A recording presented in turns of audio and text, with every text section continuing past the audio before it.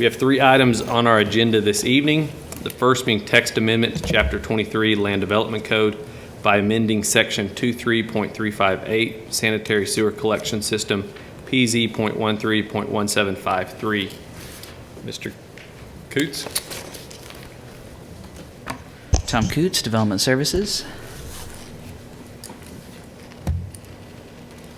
Okay. You said we have a text amendment, a proposed text amendment to the Section 23.358 Sanitary Sewer Collection. This text amendment was requested by the Stillwater Home Builders Association, and it basically would allow for the option of on-site treatment based on ODEQ requirements where public sewer is not feasible. It allows for on-site package treatment, which is the type that has kind of an irrigation component at the tail end of the system, or septic systems on 5-acre properties. And all this is as approved by ODEQ, and lagoons still would not be allowed in the city. Staff findings include that this text amendment will not cause a safety concern throughout the community, that the text amendment is authorized by ODEQ, and that this text amendment will allow for individual lots to use recognized and approved treatment systems. And one more. And also, this text amendment will allow for and encourage infill developments by allowing some development of properties that cannot be feasibly served by sanitary sewer. Do you have any questions for me? And if we have any technical questions, we also have Mike Beatty here from our office. I have some questions. Under Section A, it says, all subdivision land shall be designed to provide sanitary sewer service. Does that mean if a subdivision comes in, they have to tie to the public sanitary sewer? Or does it allow a different option? Like an entire development with several lots and several houses. Yes. Yes. If I've got 20 lots, can I, as a developer, take the on-site package treatment as an option, or does this, by ordinance, not allow that? Might be better to defer these types of questions to Mr. Beatty. I'm Mike Beatty, your development review engineer. The way it's written, it would allow the developer to provide on-site package on every lot in a development. It did, wasn't quite clear on there, but it did eliminate the, trying to find the section, the requirement to, the 300-foot requirement that is there in that first paragraph. Now, the intent of this was to allow areas that were not accessible to sewers to be able to develop the property in a way that was still safe. The ODEQ requirements are pretty stringent for on-site systems. We've continued to prohibit the use of lagoons, open systems. This type of system, about the smallest size lot that you could put a system on would be about a ½ acre if you have public water available. If you don't have public water, that size increases to about 3/4 of an acre. But there's nothing that stipulates that a developer would have to connect to the sewer. So the way the ordinance reads, right now, he would be able to provide on-site systems for the entire development. From a practical standpoint, that's not, usually that gets too cost prohibitive to provide an on-site system for each and every lot. Extending 300 foot of sewer is a lot cheaper than an on-site septic system or on-site treatment system for each individual lot. So there's nothing in there specifically prohibiting that, the way it's written now. Then what was the rationale for eliminating the 300-foot requirement? I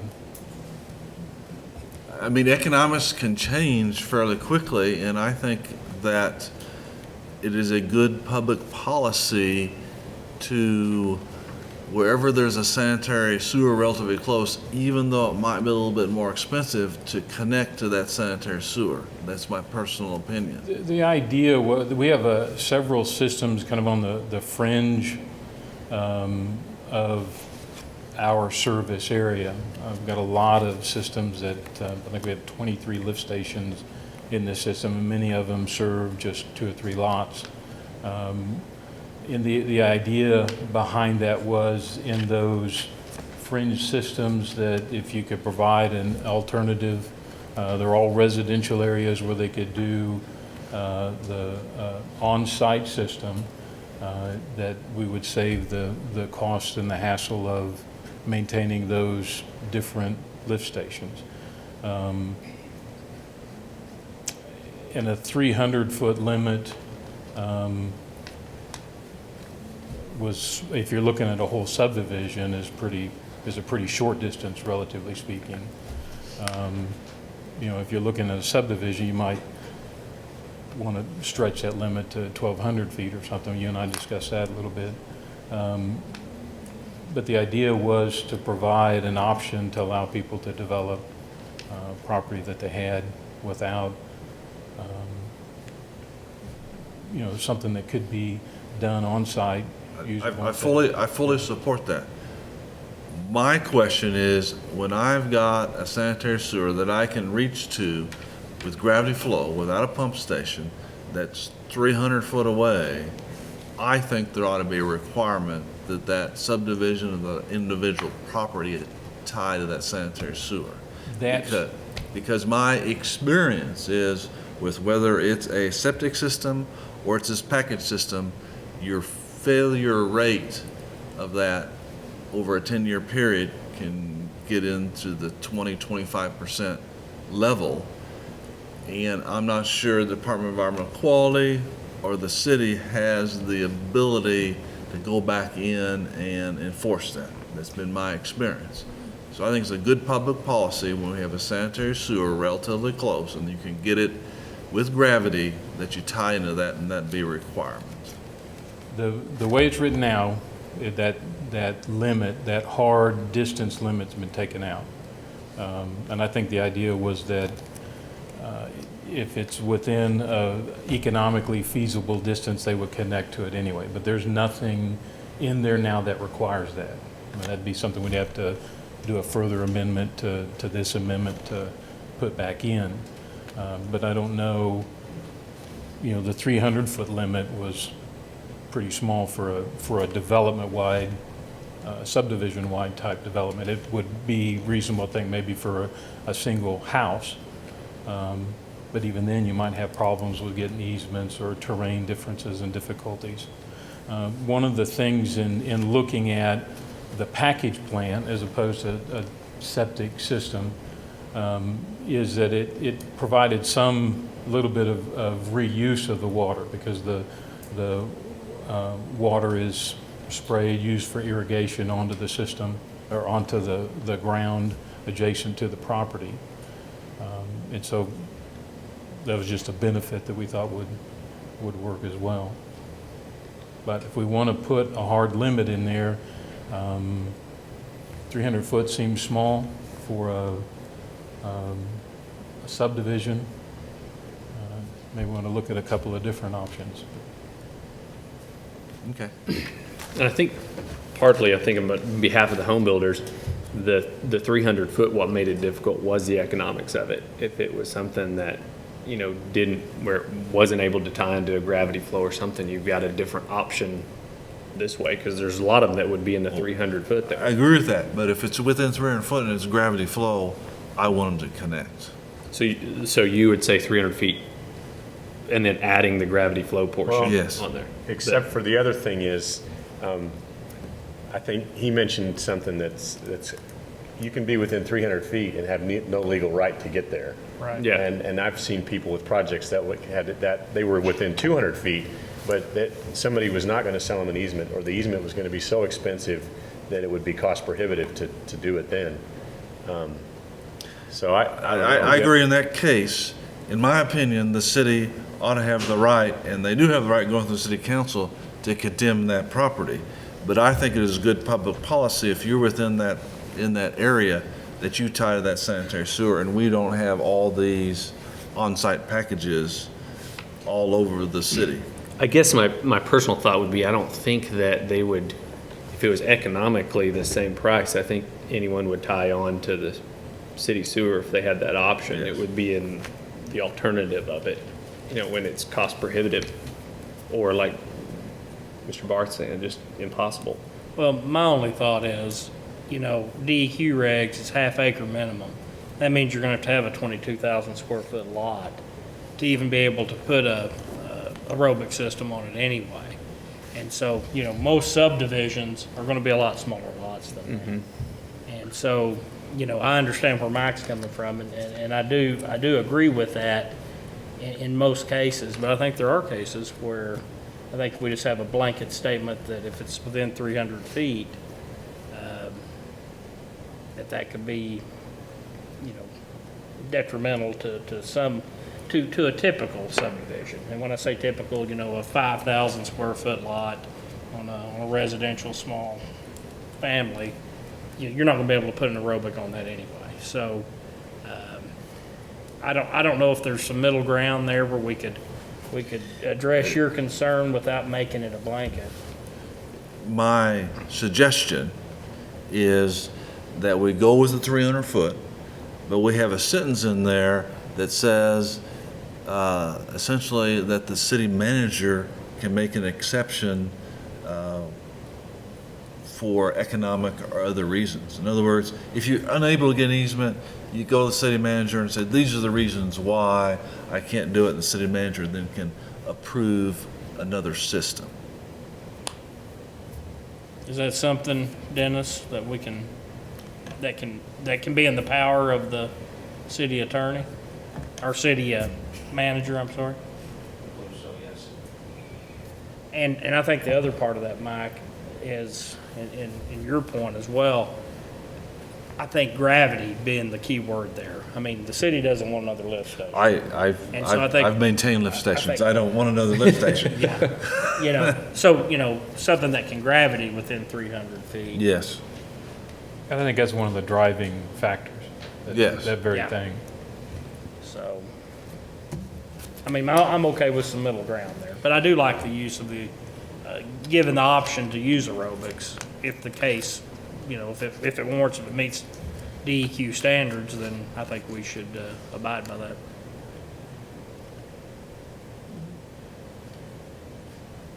Any more questions for? I have another question, but it's unrelated to this, if we Do you, can. Yeah. do you have any more, Mike, before we I move don't have any more questions. Thank you.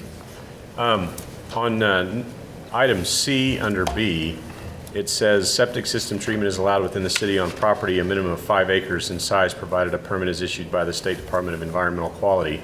I'm guessing that's in there because that's more restrictive than ODEQ, or are we just restating one of their requirements? Well, we have 5 acres. Yeah, this says 5 acres, but I was thinking, and of course, it's been a long time since I've looked at their regulations as far as septic systems. It seemed like you could get by with a whole lot less. So I was just curious, are we putting 5 acres in there to be more restrictive? Or, Okay, y'all are going to go through staff tonight, Paula Dennis and Development Services. We want everyone to speak. Thank you, Mr. Chairman. The reason that is in here is because the consideration of suggesting that aerobic systems be allowed in the city, in essence, would take the place of a septic system. But at the same time, there are some situations where you still need a septic system, especially on the larger acreage parcels. DEQ right now is not permitting aerobic systems for commercial or industrial or recreational uses. There's a lot of that goes on just outside the city, within the city, on the larger acreage tracts. So not wanting everybody to be able to put a septic tank in, but still have that allowance. That's why we pushed it up from the DEQ minimum of 30,000 square foot for a septic system up to the 5 acres. okay. So you answered my question. The DEQ's requirement is much less than 5 Yes. acres. Okay, Yes. thank you. Any more questions? All right. At this time, we'll open up the public hearing portion. Anyone that'd like to speak in favor of this text amendment, please step forward. Seeing none, we'll close that. Anyone that would like to speak in opposition? Seeing none? Mr. Coots, if you'd come back up and give your alternatives. Okay. We can accept the staff findings and recommend that the city council approve the proposed text amendment. We can accept the staff findings and recommend that the city council approve the proposed text amendment as modified. Or we can find that the proposed text amendment is not needed and recommend that the item not be approved by city council. Do you have any more questions? More? Any discussion?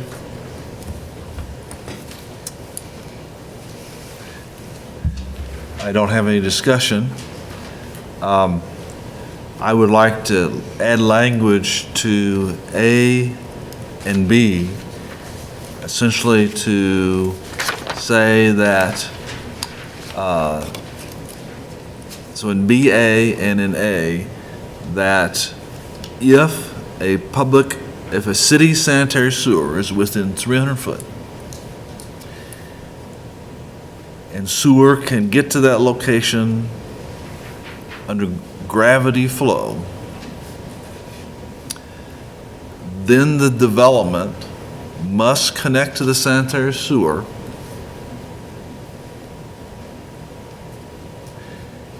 unless the city manager approves different. And legal have to put that in legal language. In other words, they have the right to go to the city manager and get rationale, and there may be very good rationale why that occurs. Extenuating circumstances, Yes. whatever. it may be. And those circumstances can be financial. I mean, it's not, Yes, okay, where it could be an exception. can make exceptions. Okay. We have a motion. I so move that that be added to this document. Okay. We have a second. I'll second it. Okay. So Please. did we move to take staff's alternative one? Yes. Excuse me, two. Two. No, two, yes. A motion on the floor to accept alternative two with the modified language regarding sanitary sewer within 300 feet of gravity flow, the city manager's acceptance, Yes. in a summarization. And Mr. Lane second.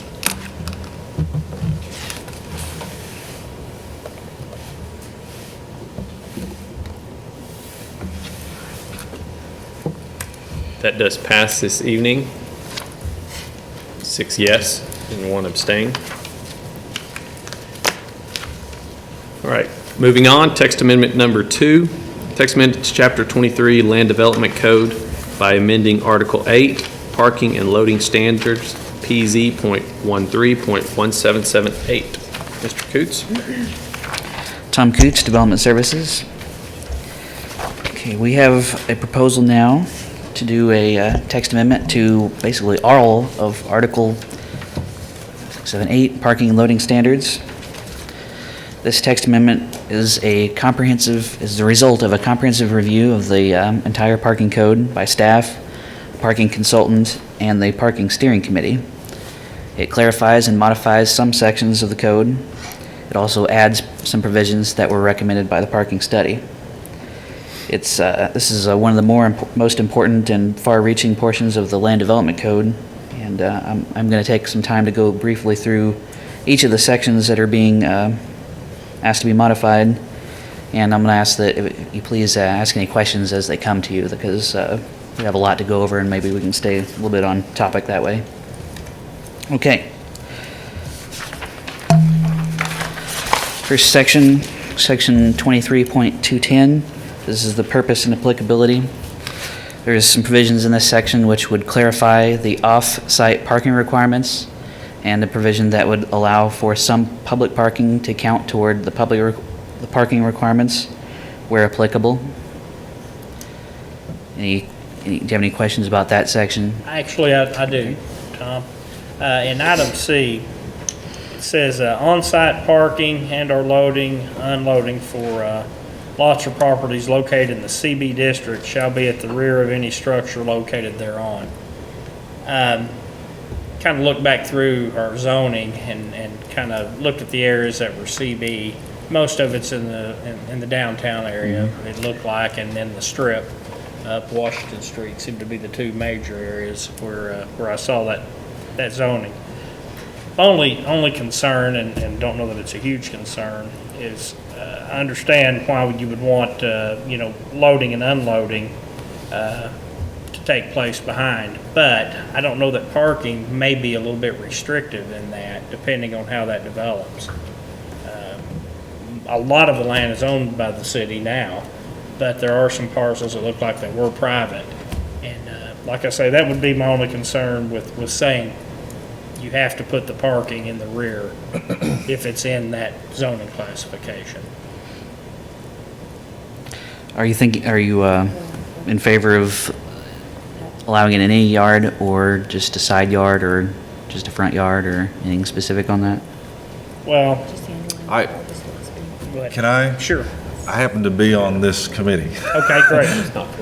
The idea was in the CB district that we put the parking and the functions in the back because, This portion is not, this is in the existing. yes. Yes, that So is. this is the existing. underlying part is the only part that's actually changing. Yeah. Okay, so It already is that It way. is already that way. Okay. And the idea was to put the parking in the back so you can have the development right up front and have it walkable. If it doesn't meet that today, as you do developments, you will do that. But this is already in, we didn't Okay. we didn't That's- change We'd that. have to have a separate text amendment to change Yeah, that. that's my bad. I thought it was being added. I didn't notice that it wasn't underlined. Yeah, the area in purple is area that Paula had a comment on the side there, just to tell you kind of where this area came from.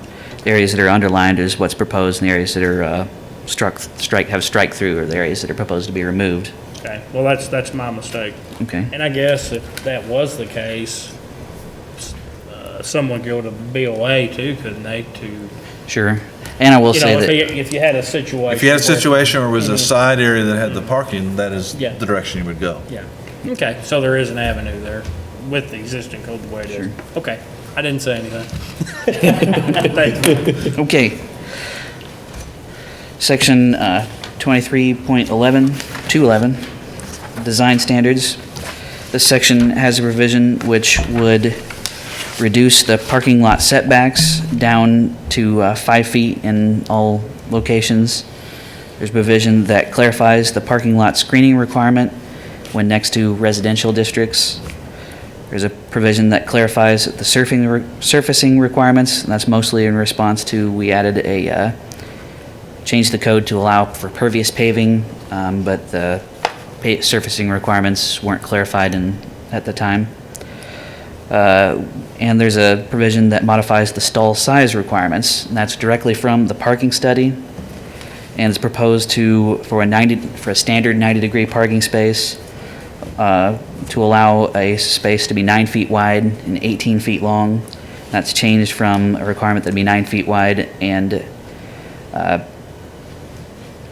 20 feet long, as long as you have, but you can be 18 feet if you have an area for 2 feet of overhang. So it's essentially have 20 feet of area.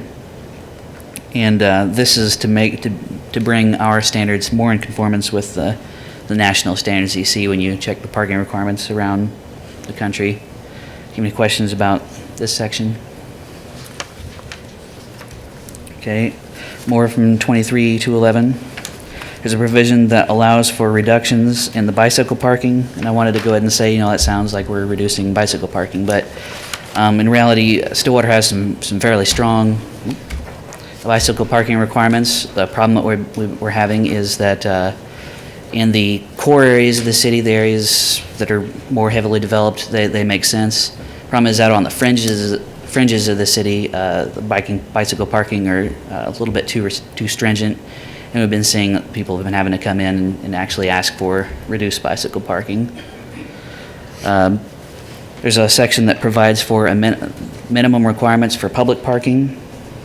There's a section that would encourage motorcycle and scooter parking.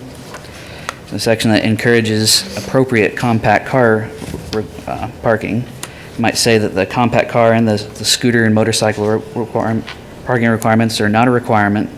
They're just an option that people can choose. The compact car, it would only be allowed specifically when the spaces are proposed in a more of a higher priority area, such as nearer to the entrance to the building, not to be used for just random leftover spaces on the property.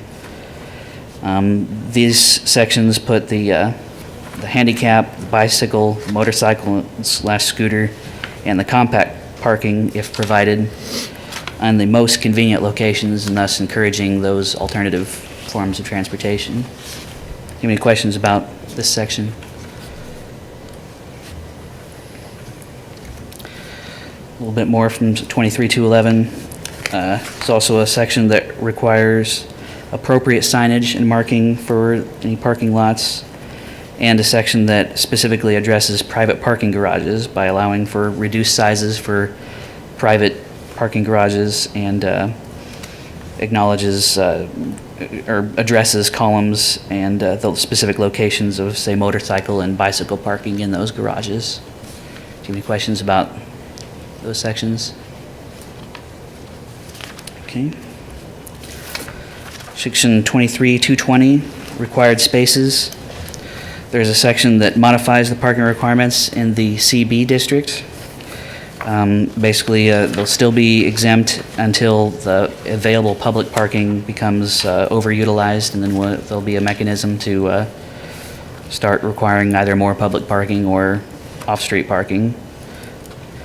There's a provision that encourages shared parking facilities, and this provision was highly recommended in the parking study. A provision that allows reductions in the parking requirements, and that specifically when the requirements are reduced, that summarizes when the requirements are reduced from various other sections of the code, and helps to provide options for parking for developments.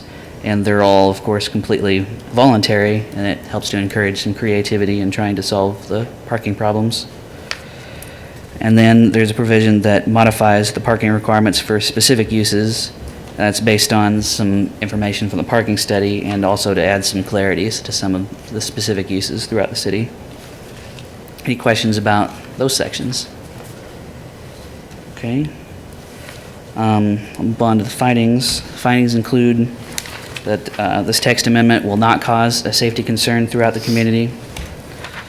This text amendment is supported by the parking study and by the parking steering committee.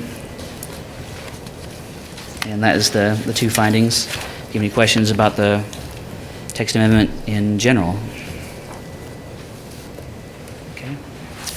That's my presentation. All right. No questions? All right.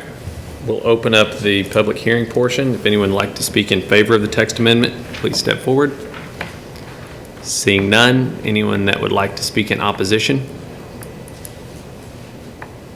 Seeing none. Tom, would you come back up and give your alternatives, please?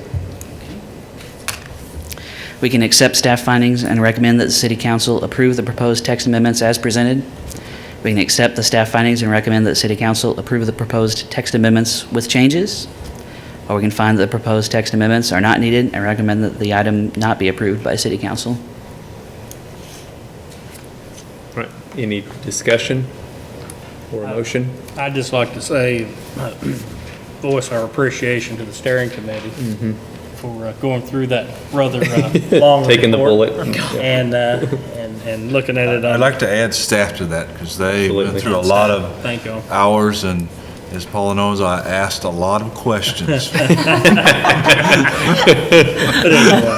anyway, I know that takes a lot of time, and we do appreciate that. Absolutely.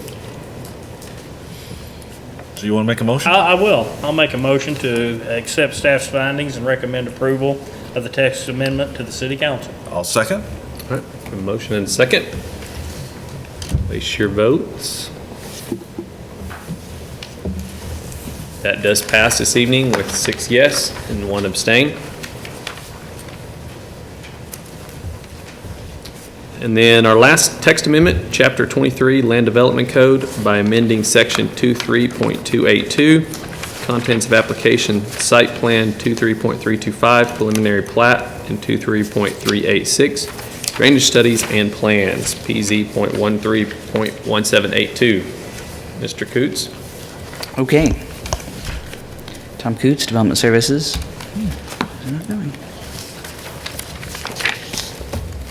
There we go. All right, it wasn't working for a second there. Okay. This text amendment is proposed to modify the site plan requirements for the commercial use by right site plan applications, the preliminary plat applications, and for drainage studies and plans. Basically, it would reduce some requirements, but then still provide staff with the ability to request additional information if necessary. Findings include this will not cause a safety concern throughout the community. The text amendment has been reviewed and accepted and is acceptable to the Builders Relations Committee. And, okay, the text amendment continues to require plans which are adequate for staff review. And the text amendment should reduce the cost to prepare plans for development. Do you have any questions about any of the proposed changes? Any questions? Nope. Oh, One? we're not going through this. I just had one, sorry. Under the preliminary plat, number 8, you crossed out the number 75 and replaced it with the number 75. So I'm assuming that meant 25 because you've changed all the 75s to 25s, or no? No, actually, originally it was going to be proposed at 25, and then staff went back and spoke with the Development Review Committee. Oh, okay. And went back to 75, and there was a problem with the program getting it back to show it correctly, which we're going to correct when we send it to the City Council. So that one you are leaving at 75? Yes. Oh, okay. Sorry to, Oh, it makes sense. Yeah. Any more questions for Tom? Okay. This time we'd open up the public hearing portion. Anyone that would like to speak in favor of the text amendment, step forward. Seeing none. Anyone that would like to speak in opposition, step forward. Seeing none, we'll close that. Tom, would you give us your alternatives, please? Okay. We can accept staff findings and recommend that the City Council approve of the proposed text amendment as presented, and that would be with, I provided you with a revised page on that, one small minor change. Or we can accept staff findings and recommend that the City Council approve the proposed text amendment with changes. Or we can find that the proposed text amendment is not needed and recommend that the item not be approved by City Council. Okay. Any discussion or a motion? I move we accept staff findings and recommend approval of the text amendment to City Council. second. Second. We have a motion and a second. Please place your vote. That does pass this evening, 6 yes and 1 abstain.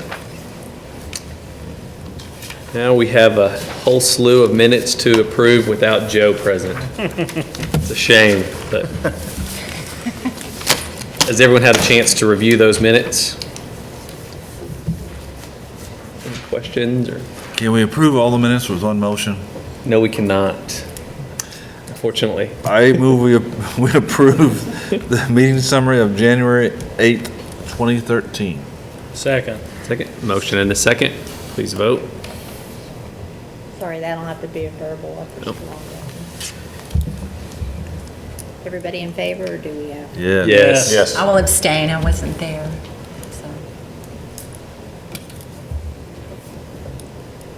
Okay. But for future reference, she can vote yes even though she's not there. You just can't make the motion. She just can't make the motion or second it. Okay.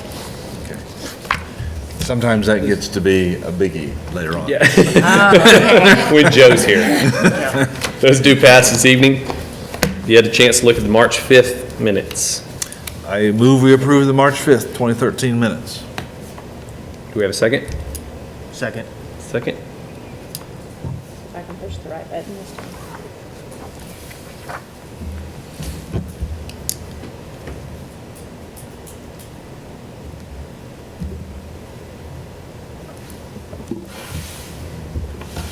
Those also pass this evening.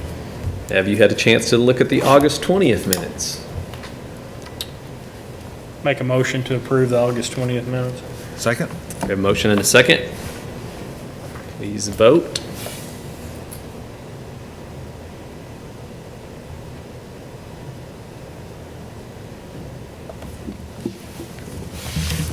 Those also pass this evening. Have you had a chance to look at September 17th minutes? I move we approve the September 17th minutes. Second. Motion and a second. Please place your vote.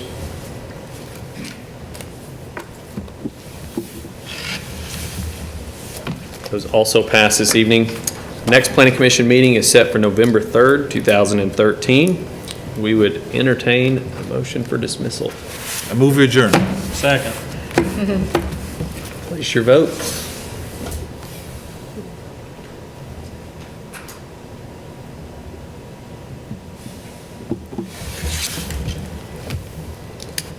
We are adjourned.